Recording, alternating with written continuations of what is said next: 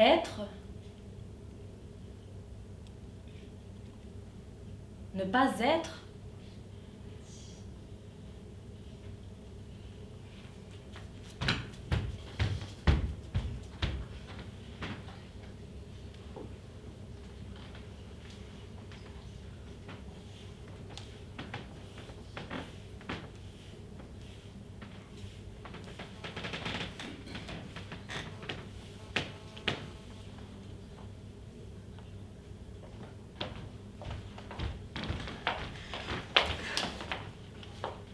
Hélas, que dans l'esprit, je sens d'inquiétude. Je pleure ses malheurs, son amant me ravit, mon repos m'abandonne, et ma flamme me revit. Ce qui va séparer Rodrigue de Chimène fait renaître à la fois mon espoir et ma peine.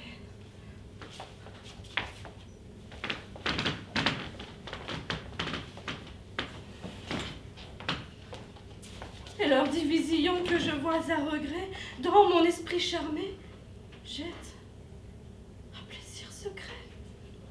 Cette haute vertu qui règne dans votre âme se-rend-elle aussitôt à cette lâche flamme? Ne la nomme point lâche. À présent que chez moi, pompeuse et triomphante, elle me fait la loi. Porte-lui du respect puisqu'elle m'est si chère. Ma vertu la combat, mais malgré moi, j'espère. Et d'un si fol espoir, mon cœur mal défendu vole. Après un amant que Chimène a perdu. Vous laissez choir ainsi ce glorieux courage? La raison chez vous perd ainsi son usage. Ah! Qu'avec peu d'effet on entend la raison, quand le cœur est atteint d'un si charmant poison. Et lorsque le malade aime sa maladie, qu'il a peine à souffrir que l'on y remédie. Votre espoir vous séduit, votre mal vous est doux. Mais enfin, ce Rodrigue est indigne de vous. Je ne le sais que trop, mais si ma vertu cède, apprends, comme l'amour flatte un cœur qu'il possède. Si Rodrigue, une fois, sort vainqueur du combat, si dessous sa valeur, ce grand guerrier s'abat. Je puis en faire qu'un, je puis l'aimer sans honte. Que ne fera-t-il point s'il peut vaincre le comte? J'ose m'imaginer qu'à ses moindres exploits, les royaumes entiers tomberont sous ses lois. Et mon amour, flatteur, déjà me persuade que je le vois assis au trône de Grenade, les morts subjugués, trembler en l'adorant, l'Aragon recevoir ce nouveau conquérant, le Portugal se rendre, et ces nobles journées, porter de là les mers, ces hautes destinées, du sang des Africains, arroser ces lauriers, enfin, tout ce qu'on peut dire des plus fameux guerriers.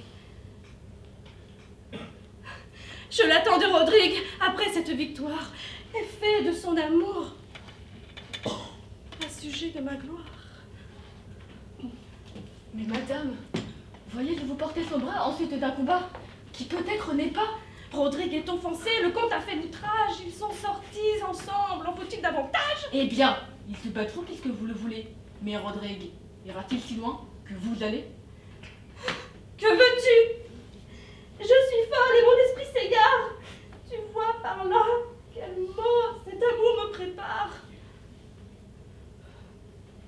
Viens dans mon cabinet, consoler mes ennuis, et ne me quitte point dans le trouble où je suis.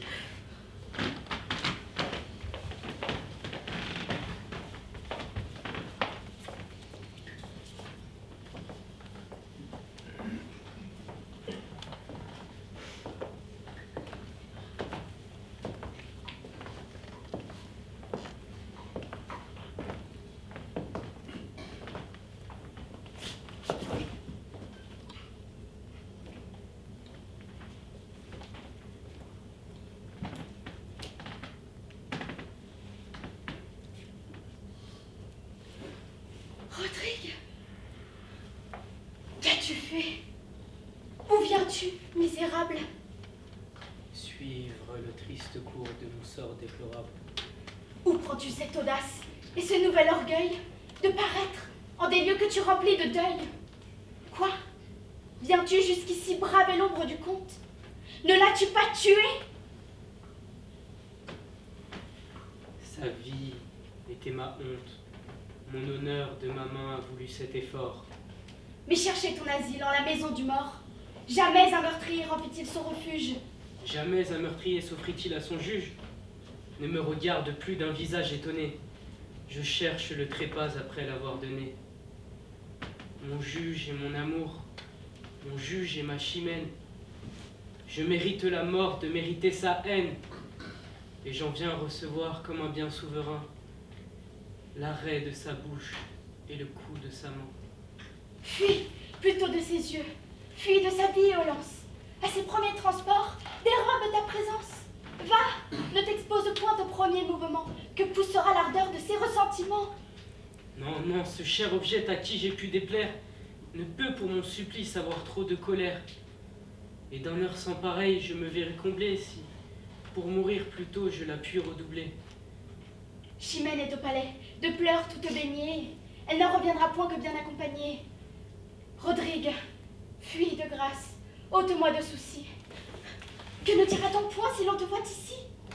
Veux-tu qu'un médisant l'accuse en sa misère d'avoir reçu chez soi l'assassin de son père? Elle va revenir. Elle vient, je la vois. Du moins pour son honneur. Rodrigue, cache-toi.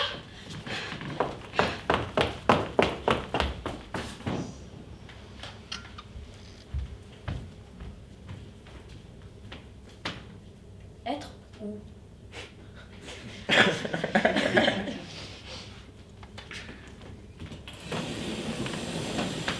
Être là.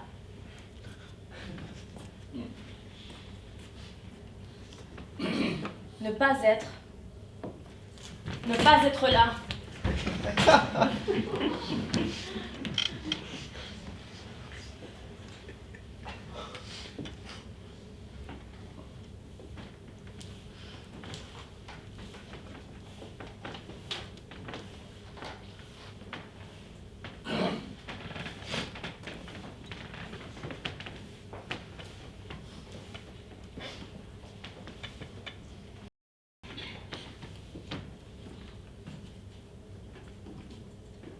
T'écouterai-je encore? Respect de ma naissance qui fais un crime de mes feux.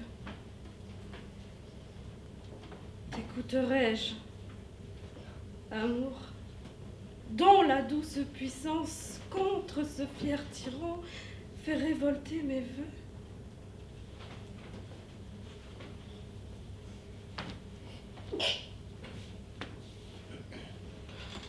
Pauvre princesse, auquel des deux dois-tu prêter obéissance?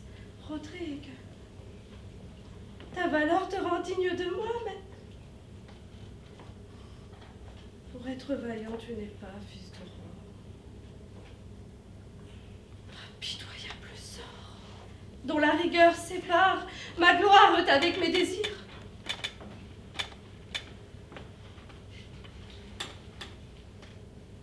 Est-il dit que le choix d'une vertu si rare coûte à ma passion de si grands déplaisirs?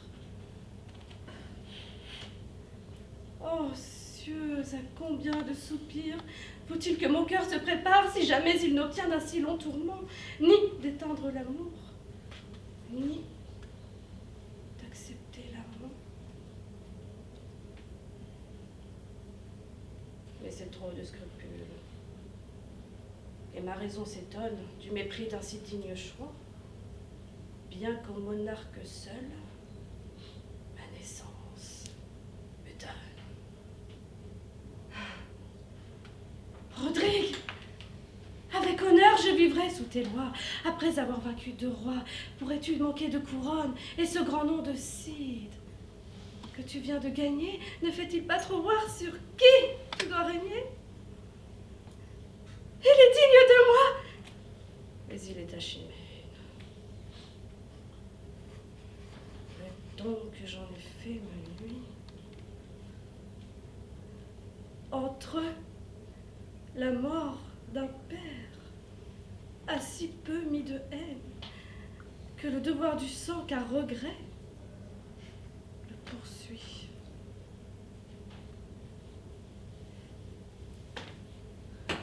Ainsi, n'espérons aucun fruit de son crime, ni de ma peine, puisque, pour me punir, le destin a permis que l'amour dure même entre deux ennemis.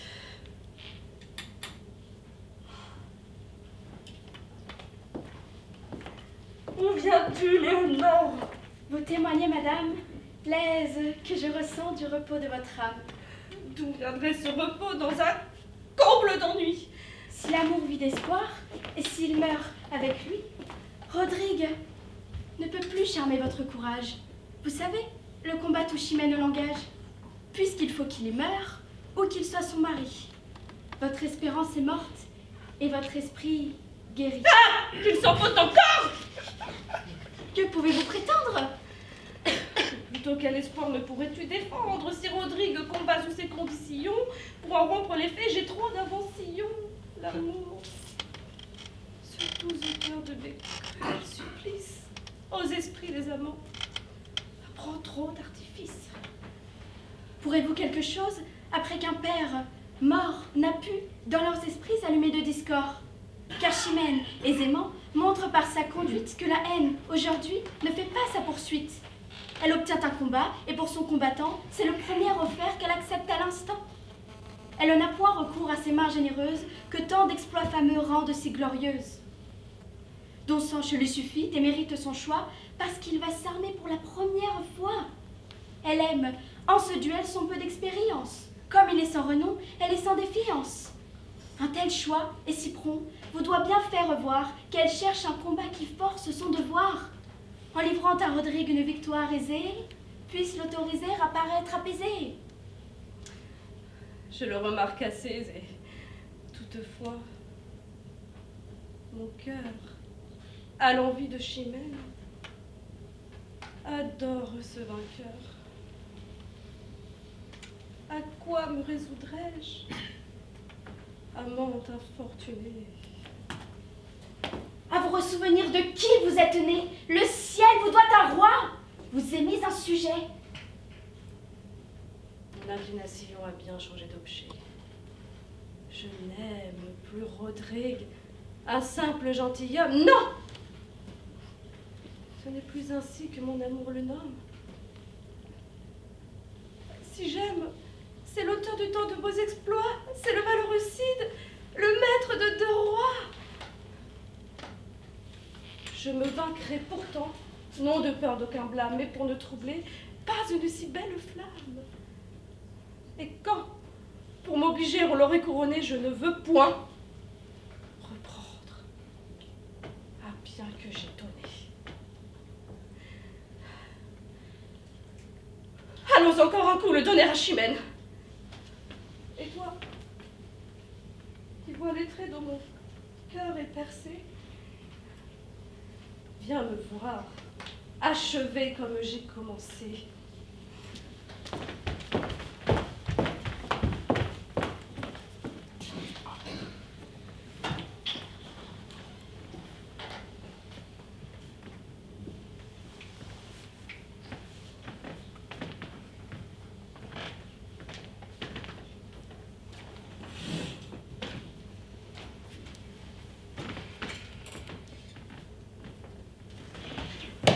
Seigneur, j'ai tout prévu pour une mort si juste. Le poison est tout prêt. La fameuse Locuste a redoublé pour moi ses soins officieux. Elle a fait expérir un esclave à mes yeux et le fer est moins prompt pour trancher une vie que le nouveau poison que sa main me confie. Narcisse, c'est assez! Je reconnais ce soin et ne souhaite pas que vous alliez plus loin. Quoi? Pour Britannicus, votre haine affaiblie me défend. Oui! Narcisse, on nous réconcilie. Je me garderai bien de vous en détourner, Seigneur. Mais il s'est vu en tout emprisonné. Cette offense en son cœur sera longtemps nouvelle. Il n'est point de secret que le temps ne révèle. Il saura que ma main lui devait présenter un poison que votre ordre avait fait apprêter. Les dieux de ce dessein puissent-ils le distraire? Mais peut-être il fera ce que vous m'avez fait. On répond de son cœur, et je vaincrai le mien. Et l'hymen de Junie, en est-il le lien? Seigneur, lui faites-vous encore ce sacrifice? C'est prendre trop de soin. Quoi qu'il en soit, Narcisse, je ne le compte plus parmi mes ennemis. Agrippine, Seigneur, se l'était bien promis. Elle a repris sur vous son souverain empire. Quoi donc? Qu'a-t-elle dit? Et que voulez-vous dire? Elle s'en est vantée assez publiquement. Qu'elle n'avait qu'à vous voir un moment, qu'à tout ce grand éclat, à ce courroux funeste, on verrait succéder un silence modeste.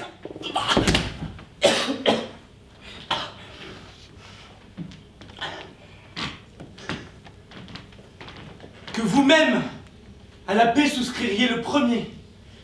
Heureux que sa bonté daigna tout oublier. Mais Narcisse, dis-moi, que veux-tu que je fasse? Je n'ai que trop de pente à punir son audace. Et si je m'en croyais, ce triomphe indiscret serait bientôt suivi d'un éternel regret. Mais de tout l'univers, quel sera le langage? Sur les pas des tyrans, veux-tu que je m'engage? Et que Rome, effaçant tant de titres d'honneur, me laisse pour tout nom celui d'empoisonneur? Ils mettront ma vengeance au rang de parricide. Et prenez-vous, Seigneur, leur caprice pour guide.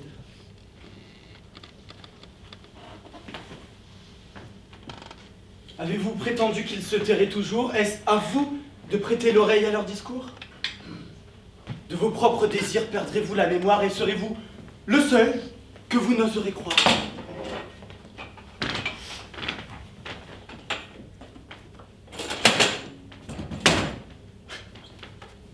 Mais Seigneur, les Romains ne sont pas connus. Non, dans leur discours, ils sont plus retenus. Tant de précautions affaiblit votre règne. Ils croiront en effet mériter que l'on les craigne. Au jour, depuis longtemps, ils se sont façonnés. Ils adorent la main qui les tient enchaînés. Vous les verrez toujours ardents à vous complaire. Leur prompte servitude a fatigué Tibère.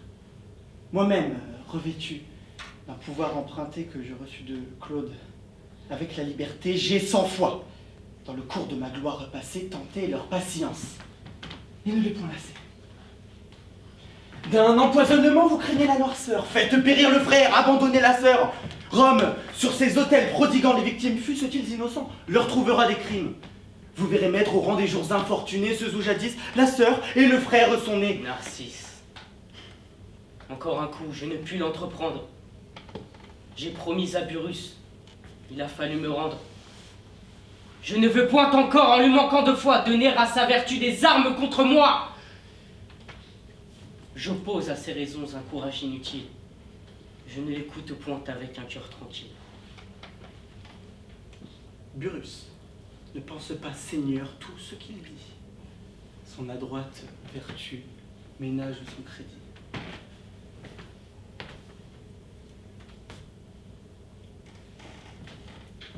Ou plutôt, s'ils n'ont tous qu'une même pensée, ils verraient par ce coup leur puissance abaissée.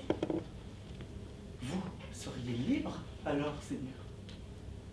Et devant vous, ces maîtres orgueilleux fléchiraient comme nous. Quoi donc? Ignorez-vous tout ce qu'ils osent dire? Néron, s'ils en sont crus, n'est point né pour l'Empire. Il ne dit, il ne fait que ce qu'on lui prescrit. Burrus conduit son cœur, ce n'est que son esprit. Pour tout imbécile, pour vertu singulière, il excelle. À conduire un char dans la carrière, à disputer des prix indignes de ses mains, à se donner lui-même en spectacle romain, à venir prodiguer sa voix sur un théâtre, à réciter des chants qu'il veut qu'on idolâtre, tandis que les soldats de moment en moment vont arracher pour lui les applaudissements. Ah! Ne voulez-vous pas les forcer à se taire? Viens, Narcisse. Allons voir ce que nous devons faire.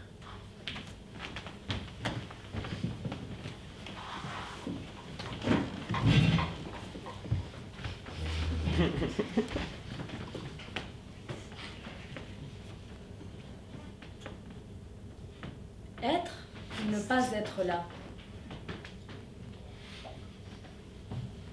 Être ou ne pas être là est la question.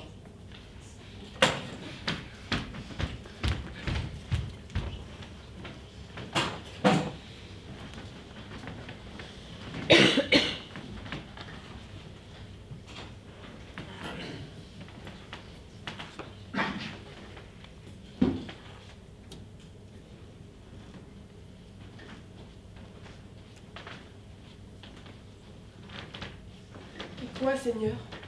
Vous n'êtes point parti? Madame, je vois bien que vous êtes déçue et que c'était César qui cherchait votre vue. Mais n'accusez que lui, si malgré mes adieux, de ma présence encore, j'importune vos yeux. Peut-être en ce moment je serai dans Ostie, s'il n'y eut de sa cour défendu la sortie. Il vous cherche vous seul. Il nous évite tous. Il ne m'a retenu que pour parler de vous. De moi, prince? Oui, madame. Et qu'a-t-il pu vous dire? 1000 autres mieux que moi pourront vous en instruire. Quoi? Seigneur. Suspendez votre ressentiment.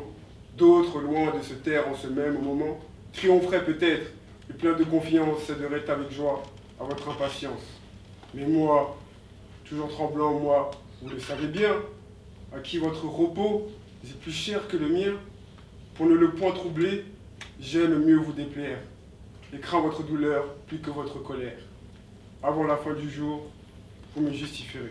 Adieu, madame. Au ciel, quel discours! Demeurez!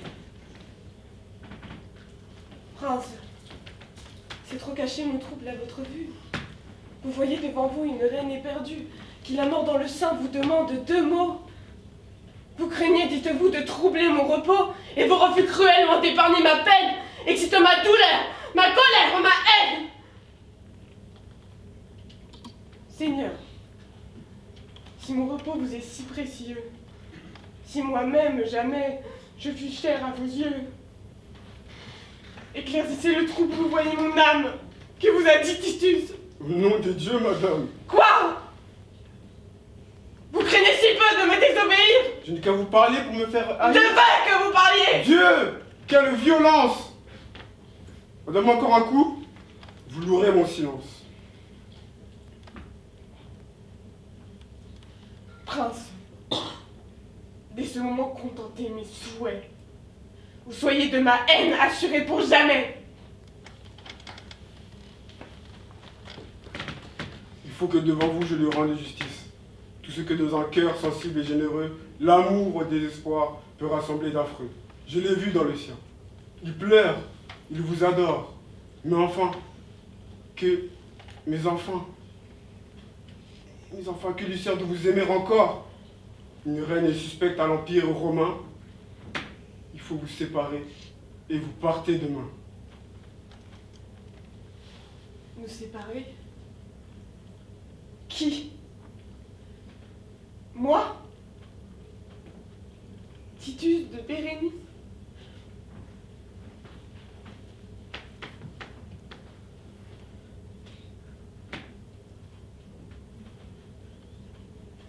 Titus qui me jurait? Non! Je ne le puis croire! Titus ne m'abandonne point, il y va de sa gloire! Contre son innocence, on veut me prévenir. Ce piège n'est tendu que pour nous désunir! Titus m'aime, Titus ne veut point que je meure. Allons le voir, je veux lui parler tout à l'heure, allons. Quoi? Vous pourriez ici me regarder? Vous le souhaitez trop pour me persuader! Non, je ne vous crois point. Mais quoi qu'il en puisse être, pour jamais, à mes yeux, gardez-vous de paraître.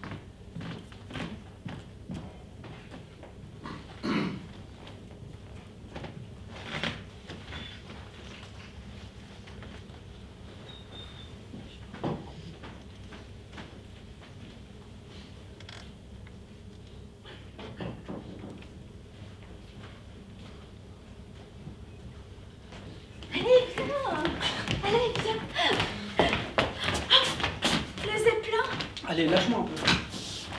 Il s'en va à présent vers Robert Amargao. Mais ensuite il va revenir. Il va tracer des cercles au-dessus de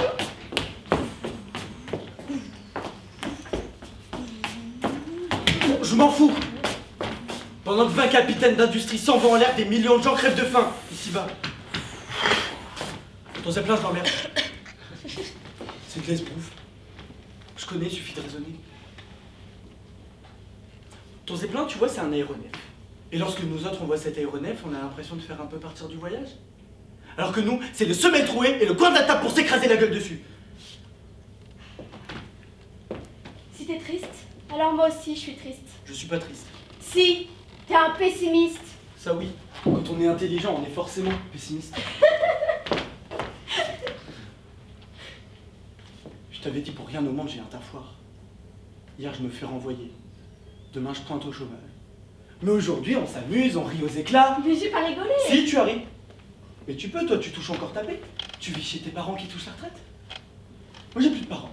Je suis seul, tout ce qu'il y a de plus seul.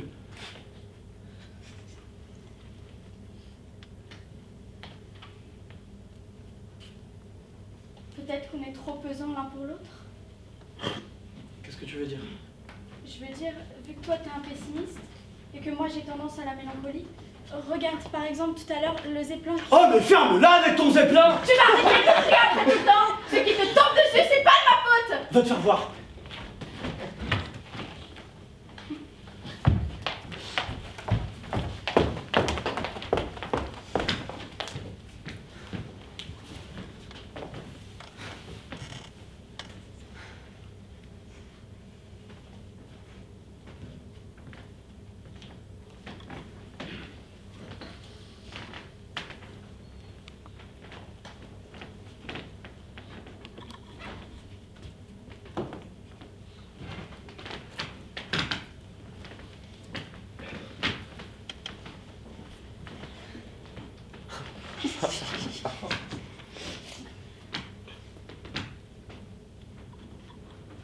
Pourquoi vous me regardez comme ça, comme un crétin?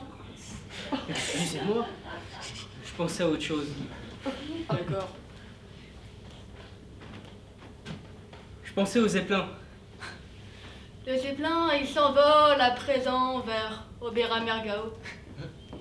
Vous êtes déjà allé à Aubert-Amargao, mademoiselle? Voir la Passion du Christ. Oui, déjà 3 fois. Chapeau! Mais les gens là-bas, pas des saints non plus.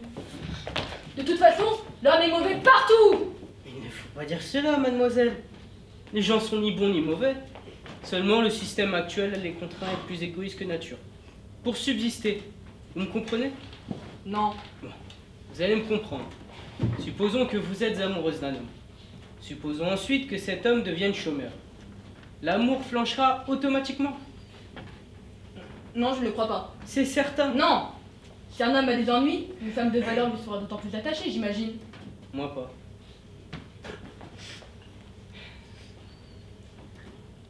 Vous lisez dans les livres de la main. Non. Vous savez quoi dans la vie au juste? Devinez.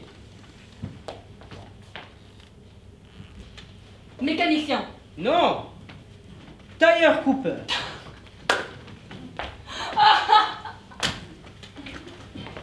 Alors ça, je n'aurais jamais cru. Et pourquoi pas? Et parce que je déteste les tailleurs Cooper, qui se montrent le pourrichon. Moi, c'est l'exception. Je me suis intéressé à la question de la fatalité dans le temps. Et vous aimez la glace aussi? Oui, c'est ma seule passion, comme qui dirait. La seule? Oui. Dommage. Pourquoi? C'est qu'il vous manquerait comme un petit quelque chose.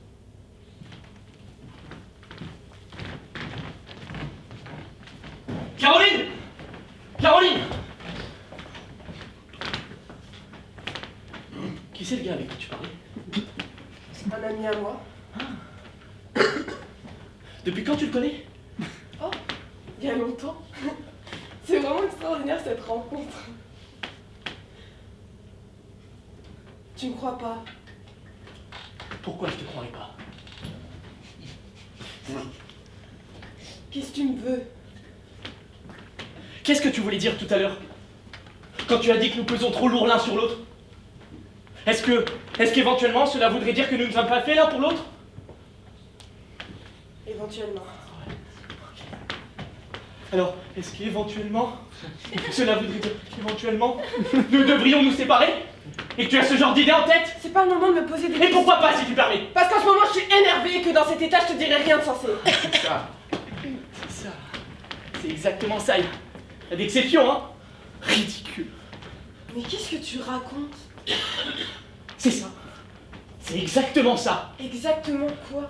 Tu trouves pas ça étrange que le jour où je suis viré, tu t'aperçois qu'éventuellement nous devrions nous séparer? Je te comprends pas, Casimir. Non, réfléchis. Réfléchis un peu, mademoiselle. Quel ingrat tu fais! Est-ce que j'ai pas toujours pris ton parti? Tu te rappelles pas peut-être tous les problèmes que j'ai eu avec mes parents parce que je me suis pas fiancée avec un fonctionnaire, que j'ai pas voulu renoncer à toi et que je t'ai toujours défendu? Ça va, t'excites pas. Pense plutôt à ce que tu m'as fait à moi. Et toi? Tu sais ce que tu m'as fait? Bah, je constate une évidence, voilà. Je te plaque.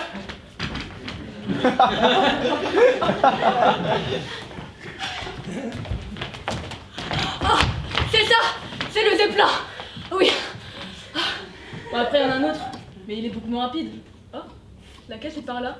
Un truc a craqué! Qu'est-ce qui a craqué? Non, c'est rien. Vous voulez bien vous retourner, s'il vous plaît? Il nous suit toujours, votre fiancé. Il parle avec un monsieur et une dame maintenant. Ah, il ne nous quitte pas des yeux. Ah bon? Où ça? Ah, mais je le connais, lui, c'est Frost Marcon, un ancien collègue de mon Casimir. Mais qu'est-ce qu'il a mal tourné? Le nombre de fois qu'il a déjà été en tôle. Les petits, on les envoie derrière les barreaux, mais les gros, on n'y touche pas. C'est vrai, mais Frost, il lui tape dessus à sa Ginette, alors qu'elle lui obéissait au doigt et à l'œil. Et franchement, quand il est sur une faible femme, c'est la fin de tout. Assurément. Casimir aussi est coléreux de nature, mais il n'a jamais touché un cheveu de ma tête. J'espère qu'il va pas nous faire un scandale ici. Non, il ne devrait jamais ça en public, il se contrevient trop par rapport à son métier. Qu'est-ce qu'il fait comme métier?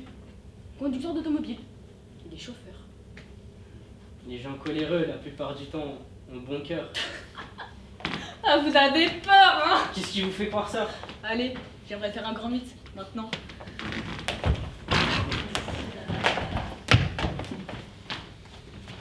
Bon vent, Caroline. Il ne t'arrive rien, surtout. Ne va pas t'attraper un torticolis. C'est ce que te souhaite ton Casimir.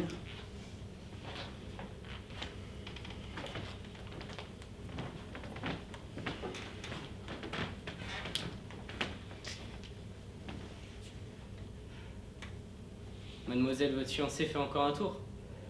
J'en suis ravi. Je n'ai fait qu'un tour avec elle. Mademoiselle, votre fiancée voulait en faire un autre. Un autre? Assurément. Assurément.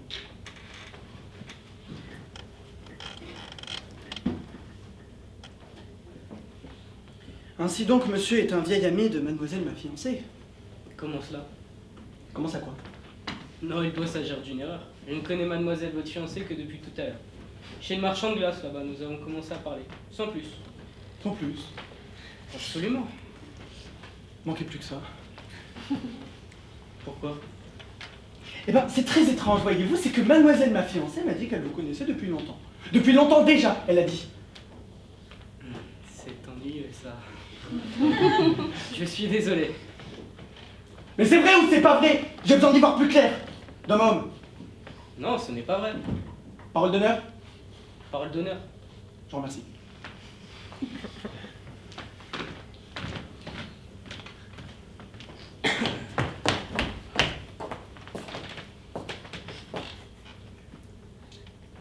Tout à l'heure, tu as dit éventuellement on n'est pas fait l'un pour l'autre.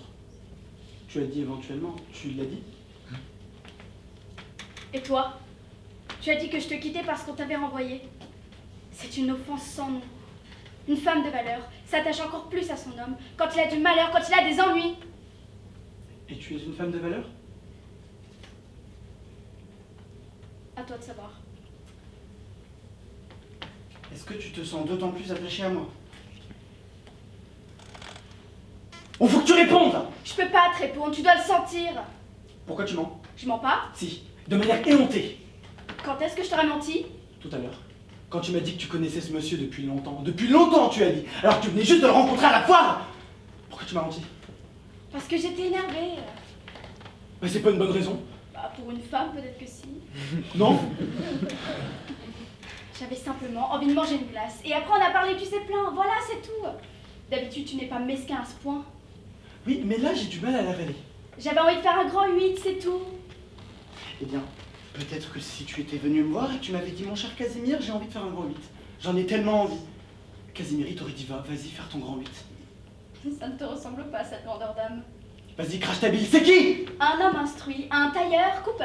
Ainsi donc, un tailleur Cooper est plus instruit qu'un honnête chauffeur? Arrête ta mauvaise foi tout le temps. Mais je te la laisse. Moi, ce que je constate, c'est que tu m'as menti et sans raison. Elle est du balai, toi et ton tailleur si instruit. Ah, comme joli cœur, évidemment, ça fait plus chic qu'un pauvre type qui s'est fait renvoyer la veille. Sous prétexte que tu t'es fait renvoyer, il faudrait que je passe ma vie à me lamenter. Tu es vraiment jaloux du moindre plaisir qu'on puisse avoir. Sale égoïste! Égoïste, moi? Mais depuis quand? Je ris franchement.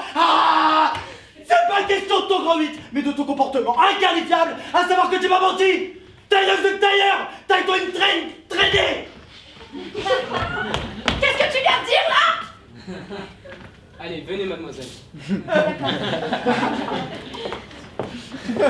Mais pourquoi faut-il que les hommes soient toujours si soupçonneux alors qu'on fait tout ce qu'ils veulent? Quand on est un homme, il faut bien sûr toujours garder son contrôle. Vous me prenez pas. Sur qui? Sur le fait que tout à l'heure j'ai pris le parti de votre fiancé. Il est révolté, il faut le comprendre. Ce n'est pas rien de se retrouver sur le pavé du jour au lendemain. Mais ça oui, mais c'est pas une raison pour me traiter de pute. Il faut toujours distinguer la crise en général et la vie privée. À mon avis, pourtant, ces deux aspects sont malencontreusement entremêlés. Mais arrêtez de vous payer de mots. Moi, je vais me payer une autre glace. Un joli petit cul qu'elle a, cette petite-là. Tout ce que je voulais dire, c'est qu'avant de se séparer, il faut bien considérer toutes les conséquences. Mais quelles conséquences? J'ai un métier, moi. Je parle ici du facteur psychologique. Non, mais je suis pas du genre à me laisser insulter. J'ai fait une bêtise en me livrant corps et âme à Monsieur Casimir, alors que 2 fois déjà j'aurais pu épouser un fonctionnaire, avec droit à la retraite. Je ne voudrais pas être la cause de votre brouille. J'ai déjeuné en couple une fois, jamais plus. Mais c'est vous qui avez dit tout à l'heure que si un homme n'a plus de situation, la mort de sa femme flanche automatiquement. C'est dans notre nature, hélas. C'est quoi votre prénom en fait?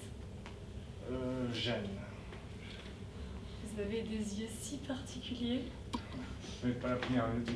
Mais il n'y a pas de quoi se vanter. Eugène. Ça vous plaît comme prénom? Ça dépend. Je suis un solitaire, mademoiselle. Je n'ai personne à qui parler. Vous n'avez ni frère ni sœur? Non, je suis fils.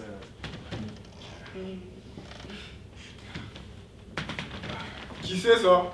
Voilà que le galant de ce joli petit cul me salue. C'est là-bas. Attends, personne. Le directeur, monsieur Fumé. Ah. Pardonnez-moi, monsieur, d'où nous connaissons-nous? Jupona. Jupona! Confection de manteau. Mademoiselle, votre fiancée? Oh non, monsieur. Enchanté. Kirsch à mademoiselle? Oh non merci, je ne supporte pas le kirsch. Par contre, je boirais bien un petit porto. Ah, pour un porte. Bonne santé, mademoiselle. Et un kirsch pour ce jeune homme. Oh, je vous demande pardon, monsieur le directeur, je ne bois pas d'alcool. Comment ça?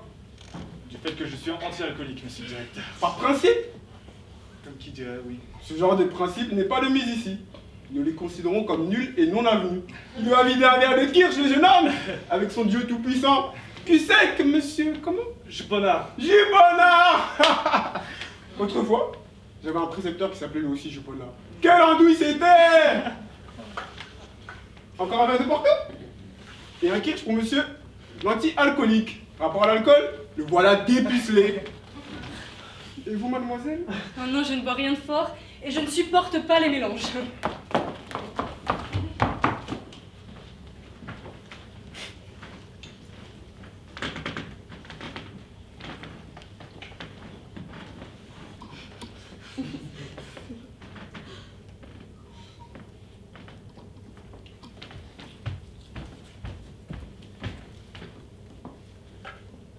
Zubi?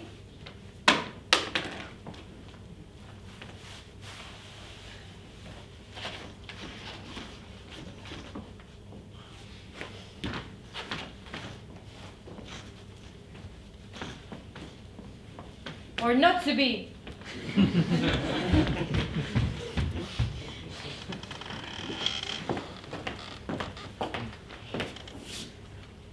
Qu'est-ce que tu veux encore? Qui c'est ces gens-là? Rien que des vieux amis. S'il te plaît, ne sois pas méchante. Je suis pas méchante. Le gros, c'est le célèbre industriel Fumé. L'autre, il vient du Nord, président du tribunal de grande instance. Rien que du volange alors. Tu n'arriveras plus à me faire sortir de mes gonds. Qu'est-ce que tu veux? J'aimerais te demander pardon pour t'avoir soupçonné de brusquer. Ce n'était pas bien.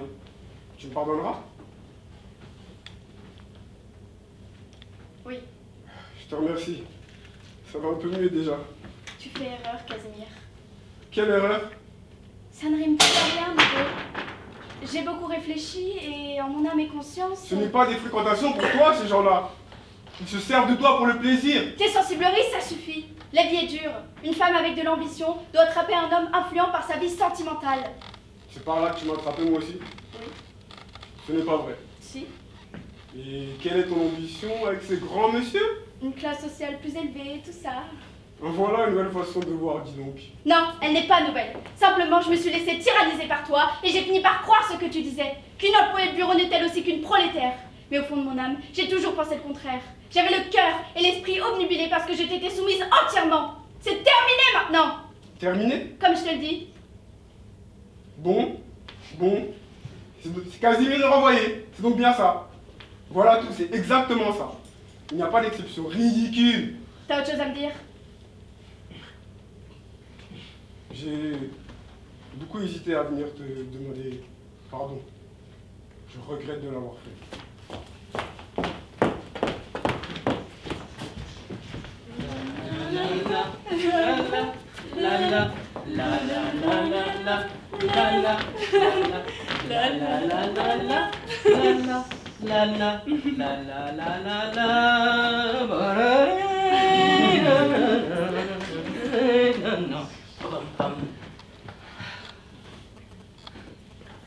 Il est beau à voir le Zeppelin, même dans la nuit, avec toutes ces lumières.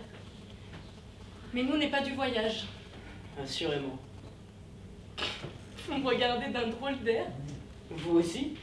Moi, je crois que je suis un peu pompette. C'est vrai que vous aviez jamais bu d'alcool avant? Non, jamais. Et à part ça, vous êtes abstinent en tout? En tout? Pas exactement, à vrai dire.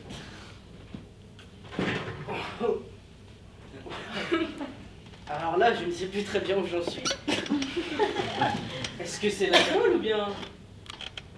Si on avait de l'argent, par exemple... Arrête, tu m'ennuies. On se tutoie à présent. Ce soir, oui. Et après? On verra. Donc, comme ça, tu t'appelles Eugène. Oui. Moi, c'est Caroline. Bah, qu'est-ce qui te fait rire? Je suis content. Moi, c'est Conrad.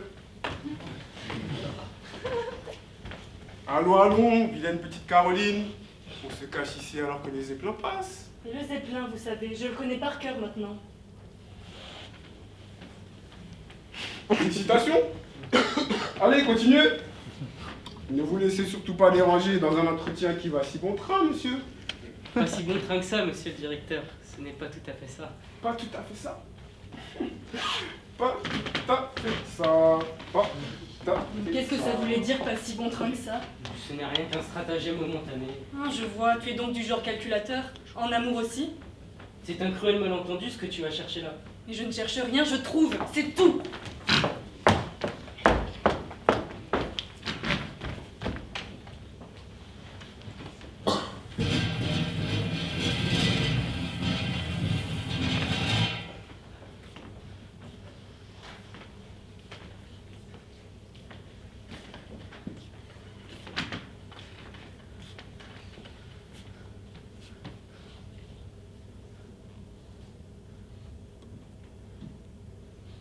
Cet homme, pourtant si endurci, l'amour a ressenti. Et cet amour est une lumière céleste qui transforme ta cabane en palais doré. Du moins, tant que tu ne te retrouves pas au chômage. Non, mais c'est quoi ces conneries de deux âmes qui se font dans une union absolue? Adam et Ève, moi je l'emmerde la fusion.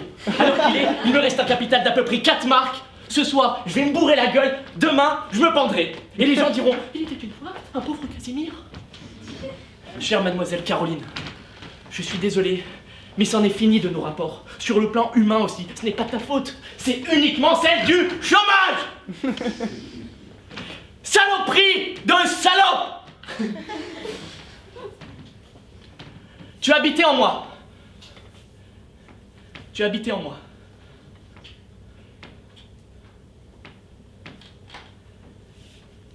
Et maintenant je suis vide. Intérieurement je suis vide.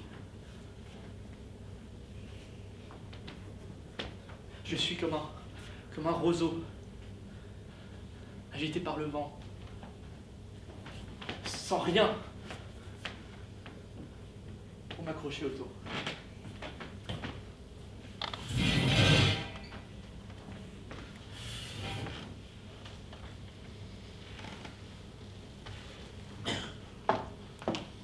Bonsoir, Casimir. Tu n'as pas besoin de me regarder avec cet air moqueur. Cause toujours. Tu as raison après tout. Après tout quoi?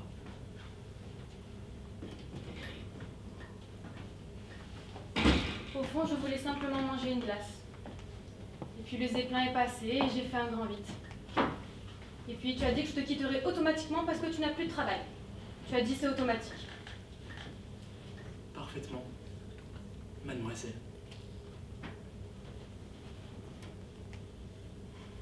Je m'étais mis en tête que l'avenir, je pourrais le voir plus rose. Et pendant un moment, j'ai flirté avec des tas d'idées. Mais il aurait fallu que je descende bien trop bas avant de pouvoir m'élever. J'ai sauvé la vie du directeur, par exemple, et il n'a rien voulu savoir. Parfaitement, mademoiselle.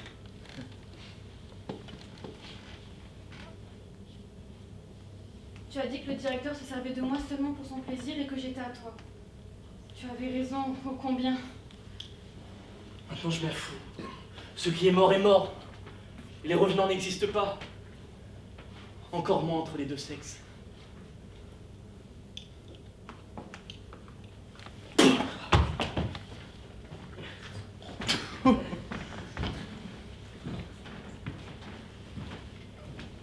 Souvent, on ressent un si grand désir en soi. Et puis après, on revient, les ailes brisées. Et la vie continue, comme si on n'y avait jamais été. Mais qui vois-je de mes yeux brûlants? C'est le destin, franchement, qui nous réunit à nouveau. Caroline!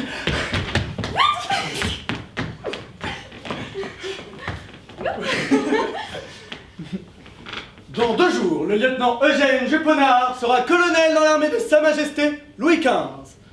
Et ça, c'est à toi que je le devrais. Il doit s'agir d'une erreur. Tu plaisantes? Eugène, écoute, je t'ai fait un affront, je n'aurais pas dû, car tout se paie.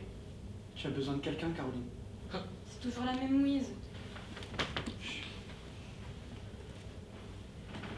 Ça va mieux. Qui dit ça? Monsieur Coué. Vas-y.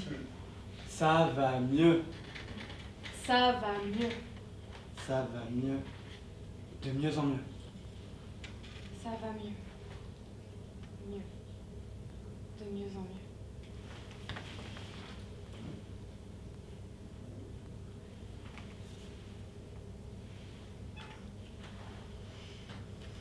Tu as vraiment besoin de quelqu'un. Ça va de mieux en mieux. Viens.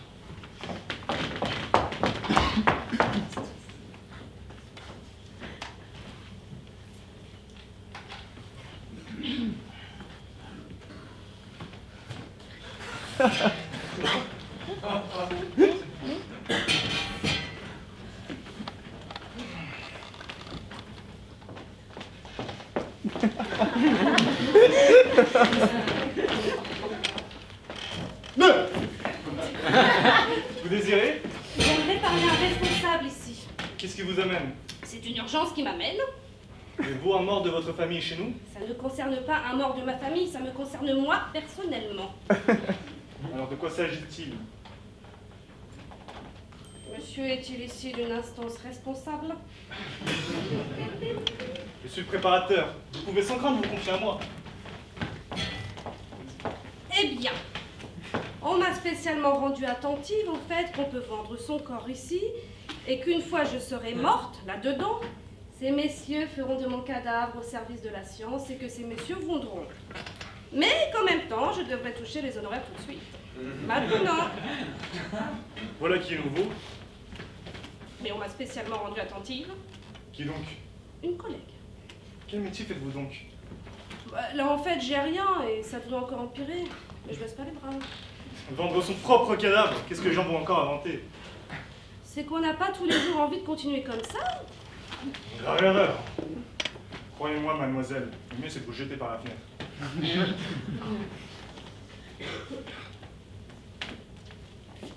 Mais vous êtes un homme très sympathique, monsieur le chef préparateur. Je veux votre bien, mademoiselle. Qui achète un cadavre de nos jours? Demain est un autre jour. Rien ne change. Ça, je crois pas. Vous encore? Non, non, non. Vous non plus, vous ne m'enverrez pas l'idée de la tête que j'ai encore ma chance. Vous voyez là, si j'avais 150 marques. 150 marques? Oui. Oh, quel enfant! Je vous demande pardon. Quel métier fait donc votre père? Il est inspecteur. Inspecteur?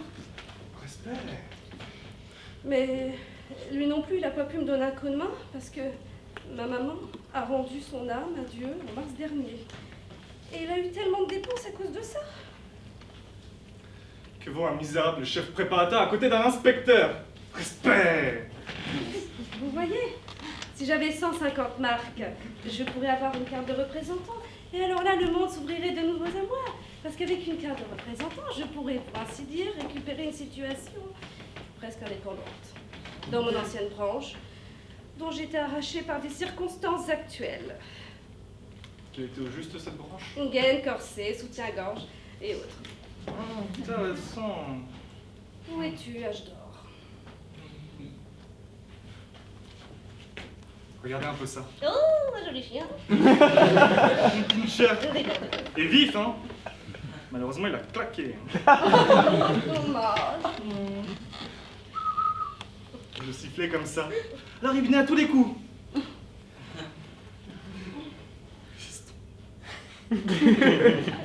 Fiston, t'es parti. C'est fini les guilis. Mais ça me fait plaisir que vous sympathisiez avec le pauvre fiston. Quel est votre prénom? Elisabeth. L'impératrice Élisabeth d'Autriche. Elle aussi, c'était une brave petite dame. Elle a quand même été victime d'un attentat infâme. À Genève. D'ailleurs, la Société des Nations. Hein? Infâme, tout ça. Maintenant, j'ai encore ma collection de papillons. Et le canari. Et hier, un chat s'est réfugié chez moi. Ça vous intéresse un aquarium? Je vous demande pardon. J'aurais aussi un terrarium. Plutôt un terrarium. Alors venez chez moi un de ces jours. Mademoiselle inspecteur. Peut-être. Peut-être.